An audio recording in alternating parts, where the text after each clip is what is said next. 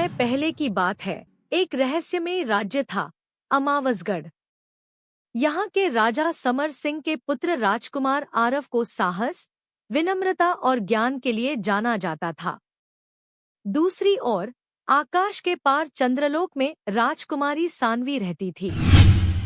वह जादुई शक्तियों से युक्त थी, पर उसे धरती पर आने की अनुमति नहीं थी।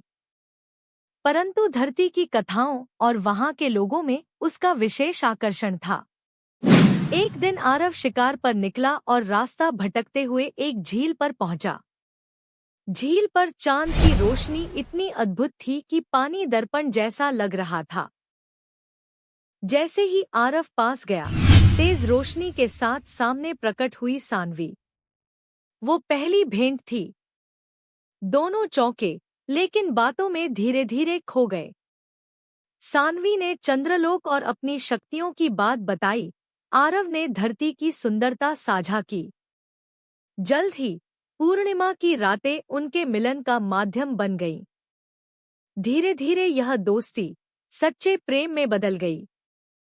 सानवी हर पूर्णिमा को झील के जरिए धरती पर आती थी, लेकिन चंद्रलोक की रानी देवयानी ने चेतावनी दी थी, बार बार धरती पर जाने से उसकी शक्ति क्षीण हो जाएगी। एक रात लौटते समय उसकी जादुई चूड़ी झील में गिर गई। वह उसे उठाने लौटी, लेकिन चंद्रलोक के द्वार बंद हो गए। अब सानवी धरती पर ही रह गई थी।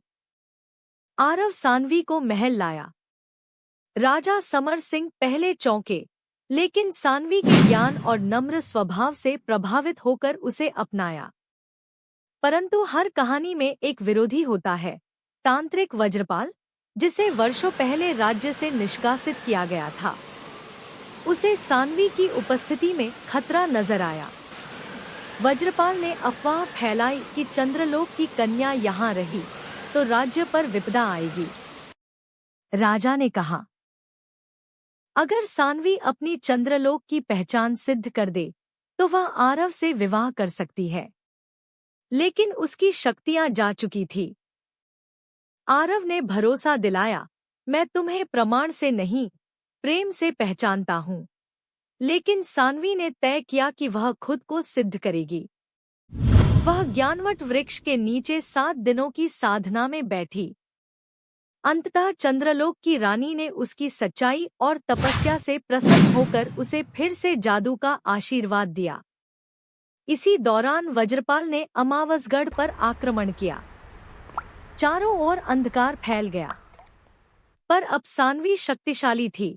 उसने चंद्र प्रकाश से वज्रपाल की तंत्र शक्तियों को नष्ट कर दिया। वज्रपाल को हराकर राज्य को अंधकार से मुक्त किया गया।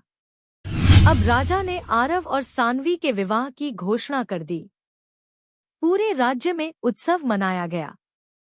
दोनों ने मिलकर एक नया महल बनवाया, चंद्रवाटिका, जहां चांद की रोशनी और धरती की सादगी साथ रहती।